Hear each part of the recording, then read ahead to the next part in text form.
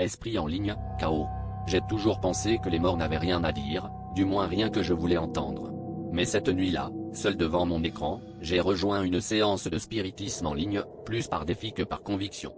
Les autres participants avaient des bougies, des verres à vin, des visages sérieux.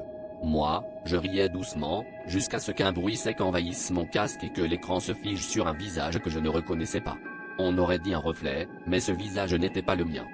À ce moment-là, le chat du site s'est mis à clignoter, et j'ai reçu un premier message, composé de symboles étranges, des serpents entrelacés, des triangles, des lettres impossibles à prononcer.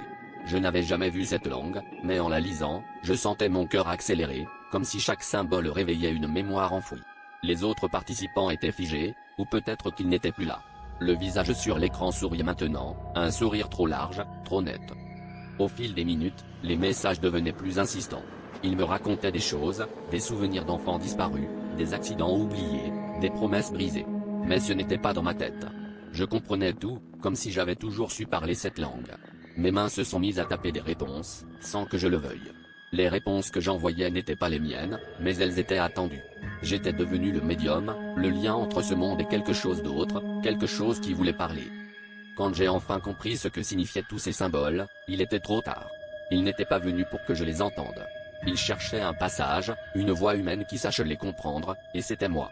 Mon écran s'est éteint d'un coup, mais la langue, elle, est restée dans ma tête. Maintenant, chaque fois que je ferme les yeux, je vois les symboles danser dans l'obscurité, et je sais qu'à mon tour, je dois renvoyer des messages. Parce que je ne suis plus vraiment seul.